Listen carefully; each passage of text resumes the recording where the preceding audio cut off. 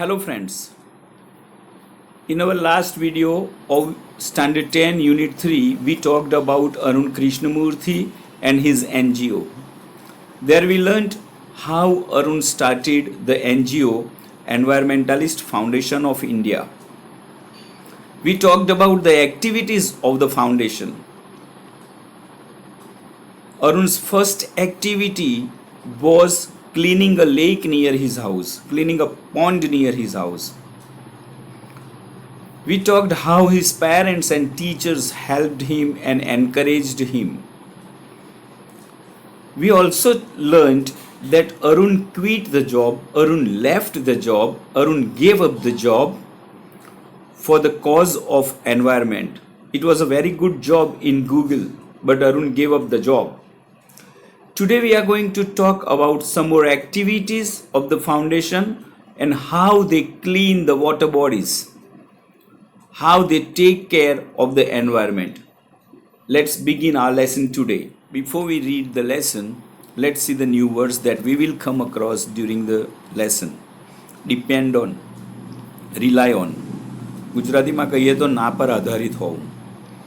Dump, throw અવે. Silt, ગુજરાતીમાં સીધો અર્થ થાય છે કાંપ. નદીઓ દ્વારા ખેંચાઈ આવતો જે માટી અને બીજો કાદવ જેવો કચરો હોય છે, જેમાં પાંદડા પણ હોય, એને કહીએ છીએ સિલ્ટ.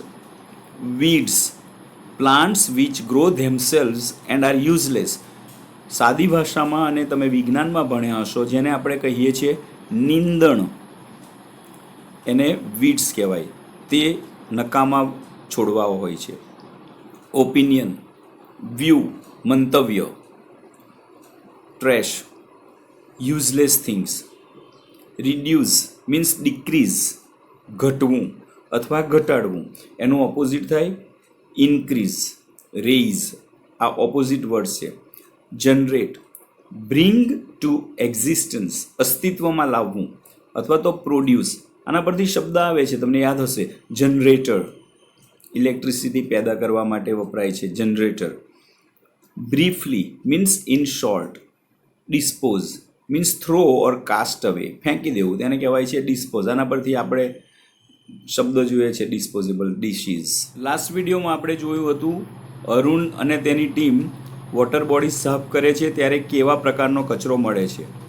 આપણે એ પણ જોયું કે તેઓ તે કચરાનો નિકાલ કેવી રીતે કરે છે.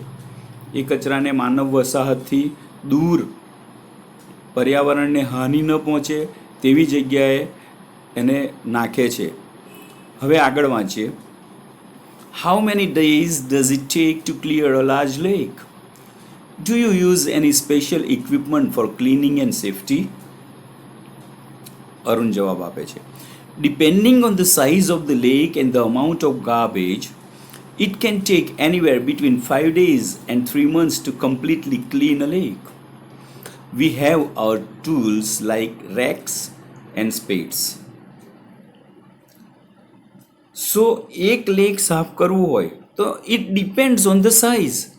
જો લેક નાનું છે, તળાવ નાનું છે, તો it will take about 5 days. વધારે મોટું છે, કચરો વધારે છે, તળાવ ભલે નાનું હોય પણ કચરો બહુ હોય તો પણ વધારે સમય જાય. But they do the work for about 5 days to 3 months and they have their own tools. અહીંયા કયું છે? Rakes and spades. અહીંયા જો સ્પેડ્સનો અને રેક્સના મેં અહીંયા ચિત્ર મૂકેલા છે. યુ કેન સી, ગુજરાતીમાં આપણે પંજેઠી કહીએ છીએ. કચરો ખેંચવા માટેનું સાધન છે અને બાજુમાં પાવડો છે. તો you can see this, you have seen this in your villages or you have seen the people working with these equipments. What kind of protective gear do you use? Can you describe the cleaning process briefly? અહીંયા interviewer પૂછે છે કે ભાઈ તમે કેવા રક્ષાત્મક પગલાં લો છો, અથવા તો શોર્ટમાં તમે તમારી આ પ્રોસેસ સમજાવો. Arun answers. We wear nose masks, sanitary gloves and carry rakes and spades with which we collect the garbage and dump it into collection buckets which are taken to the garbage truck. We also use heavy machinery like earth movers and poclane to deseal the lake and clear the weeds and shrubs that are harmful. See, આવા મોટા મોટા machines હોય છે જેને તમે કોઈ કંપનીના નામથી ઓળખો છો, બટ દે આર કોલ્ડ પોકલેન્સ અથવા તો અર્થ મૂવર્સ. એ જમીન ખસેડવાનું કાર્ય કરે છે, so they are called earth movers. આવી મશીનરીનો પણ ઉપયોગ કરવો પડે છે to clean the lake. How do they clean? They collect the garbage and dump it into collection buckets. બાલ્ટીમાં ભેગો કરે અને પછી બાલ્ટી લઈ અને એ ગાર્બેજ ટ્રકમાં નાખે. પછી ગાર્બેજ ટ્રક એને જ્યાં નાખવાનો હોય, જ્યાં ડમ્પિંગ કરવાનું હોય ત્યાં ડમ્પિંગ સાઇટ પર લઈ જતો હોય છે. But they wear nose mask, sanitary gloves, અને સીધા કચરામાં હાથ નાખવાને બદલે they carry rakes and spades. And this is the process of cleaning a place or a lake. Interviewer અરુણને આગળ પ્રશ્ન પૂછે છે, what in your opinion can children and young adults do for the environment? What could be a small beginning by all of us in terms of protecting the environment? Arun જવાબ આપે છે, firstly, we should all stop throwing trash outside our homes.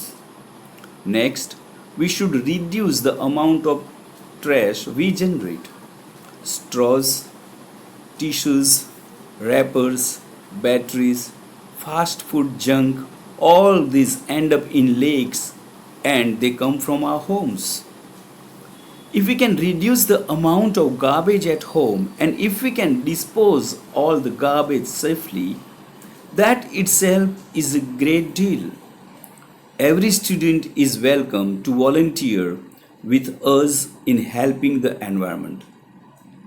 C અરુણને પ્રશ્ન પૂછે છે કે બાળકો શું કરી શકે, યુવાનિયાઓ શું કરી શકે, નાનકડી શરૂઆત કઈ હોઈ શકે કે આપણે પર્યાવરણનું રક્ષણ કરી શકીએ. Arun says we should all stop throwing garbage outside our homes. અને બાળપણથી આપણને આવું શીખવવામાં આવે છે, પણ આપણે કેટલા બેદરકાર છીએ. આપણે ઘરની બહાર કચરો ન જ નાખવો જોઈએ. Next, we should reduce the amount of trash we generate. ઘરે પણ આપણે કારણ વગર કચરો પેદા કરીએ છીએ, અને ઘણા પ્રકારની બાબતો તો એવી છે કે આપણને થાય કે આટલો બધો કચરો. Straws, tissues, wrappers, batteries, fast food junk, આ બધું ક્યાં મળે છે? લેક્સમાં, નદી નાળામાં, નદીના કિનારે. અરુણ કહે છે કે જો ઘરે જ આપણે કચરો ઓછો કરી દઈએ અને એની યોગ્ય નિકાલ કરીએ તો એ બહુ મોટું કાર્ય છે. So he welcomes every student to volunteer કે આવો અને અમારે ત્યાં સેવા આપો. That will be great help to the environment. Now let's see the questions from this 3 paragraphs. How long does it take to clean a large lake? યાદ રાખો, હાઉલેંગનો જ્યારે પ્રશ્ન પૂછાય છે ત્યારે you have to answer duration of time. અને ફંક્શનમાં પણ આ વસ્તુ પૂછાતી હોય છે, ડ્યુરેશન અથવા તો પીરિયડ ઓફ ટાઈમ. જવાબ જોઈ લઈએ. It tax anywhere between 5 days and 3 months to completely clean a lake. Next question. What protective gear do they use while cleaning a water body? They use nose masks, sanitary gloves, rakes and spades, and garbage bins, or you can say buckets,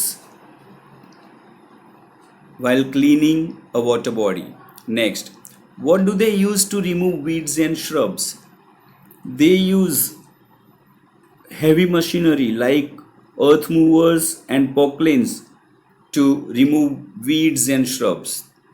Why are weeds and shrubs removed? Weeds and shrubs are removed because they are harmful. They are useless. Next question. What should we do to help the environment? We should stop throwing trash outside our homes and we should reduce the amount of trash we generate at home. Next question. What do we find in lakes? We find straws, tissues, wrappers, batteries, fast food junk, etc. in lakes. How can we protect the environment? We can protect the environment by reducing the amount of garbage at home itself and by not throwing trash outside our homes. Interviewer અરુણને આગળ પ્રશ્ન પૂછે છે, how much time do school going children need to devote in say a week for an environmental cause? To devote means સમર્પિત કરવું, offer, અર્પણ કરવું, ધરવું આ શબ્દ છે. And of course you know environmental cause, પર્યાવરણીય હેતુ. જવાબ છે 4 hours a weekend, that is 2 hours on Sundays and 2 hours on Saturdays. This small beginning is more than enough to ensure larger participation later.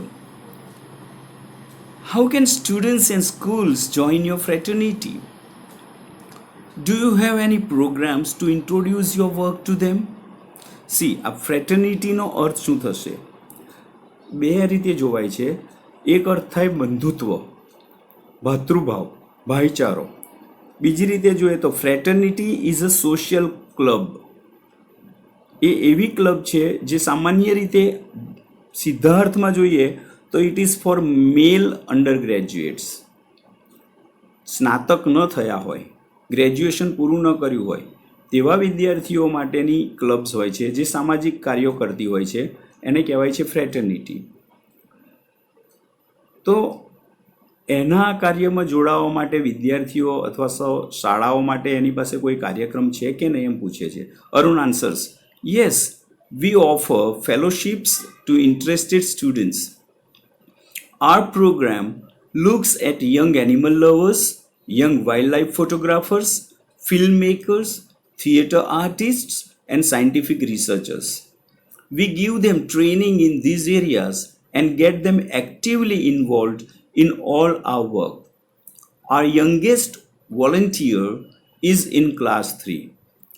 વિચાર તો કરો, ત્રીજા ધોરણનો વિદ્યાર્થી તેમનો સ્વયંસેવક છે.